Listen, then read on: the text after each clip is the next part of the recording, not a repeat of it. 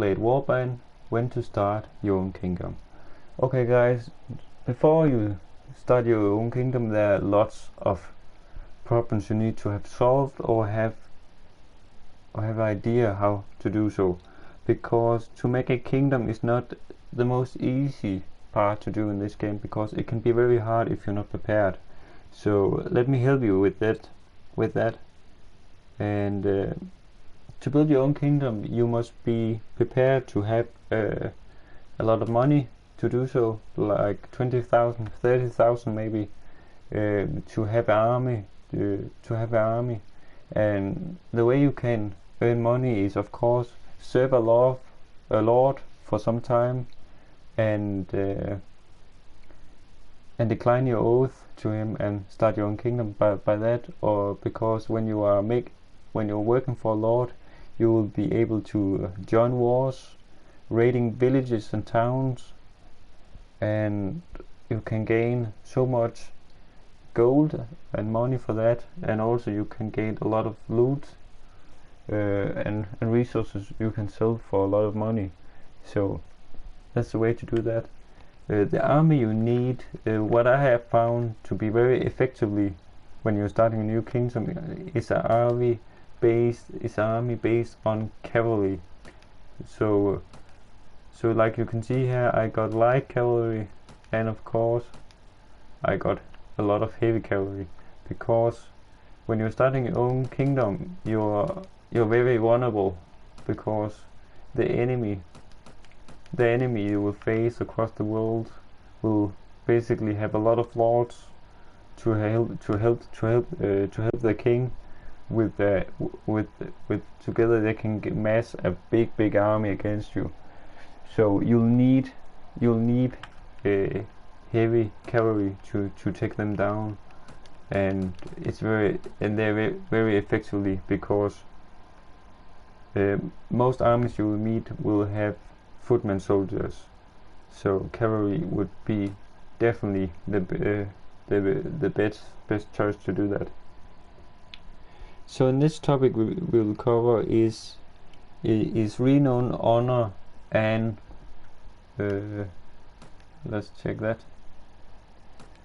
Renown, honor, and right to rule. Okay, renown and honor is very important, because people will look on you differently if your stats are low. You can see I got a high renown, is based on my battles and triumphs in tournaments, and my honor is based on how honorable my character have behaved so far. Because the bigger honor and renown you have, people will, as I mentioned before, act to you differently and see you differently.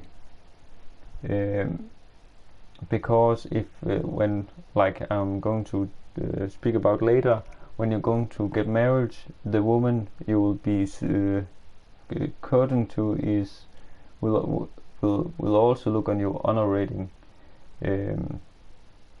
Okay, so let's jump to right to rule. Right to rule is very important, because that's how the other lords and kings look at you. Because if your right to rule is low, that will mean that other in the world will see you as a warlord, and the threat to be eliminated as soon as possible. The higher right to rule you have when you're starting your own kingdom, the better, because people will actually look at you as a new ruler, as a new king and regent. So that's very important to do so. So how there are different ways how to rise your right to rule.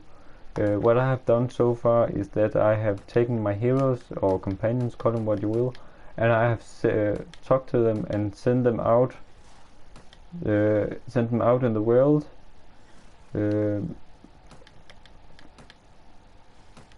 Send them out in the world to spread the word about Eric the Red, my character, and how he should be, and how he should become king, and how and why he has right to rule. So let's go back to this. So as you can see now, my right to rule is 77, which is quite good because the highest you can get is 99, and people actually look at you as a rightful ruler of this land, because people will, as I mentioned before, attack you. They will attack you if your right to rule is very low. Other ways to right to rule is, of course, as I mentioned before, get married. So when we're talking about marriage in Mouse and Blade Warband, is that you need a noble wife like I got here, and you need her family to approve of you. But that's another topic for later. To get a wife, you need to enter tournaments, and after that you are allowed to enter the castle and enter the feast that city, and you'll be able to meet very different noble ladies, and some of them you can actually get married with. Of course, one only, and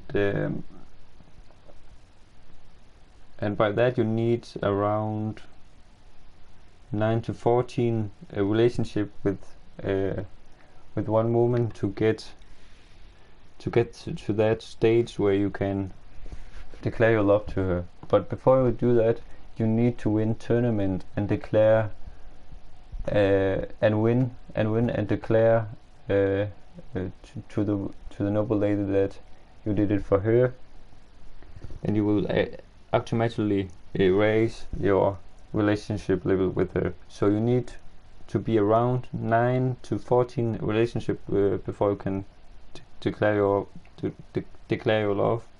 It's different between the different noble ladies in the game, because some have different standards, and of course if you're renowned and honor is very low, they would definitely not choose you. So be aware of that. And if you come to that stage where you want to marry a noble lady, you need around 20 relationship to do so, because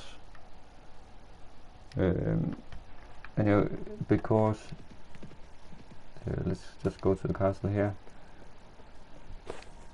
Because either way she would not do it, and either way her family would disagree on you. And as you can see here, my relationship level with my wife is 41, so that's quite good. And just a second. And when we're talking about marriage, you need her family to agree that you should be a part of their family, because if they don't agree with you, you have the options to run away with your wife, but that would you'll get less right to rule, and her family and the king would think less of you, so you'll lose a lot of relationship levels with them as well. So that's things to consider. So that's all for me right now. So if you like this video, please like and subscribe, so you can follow me and automatically be a member of the Wolf Pack. So that's all for me.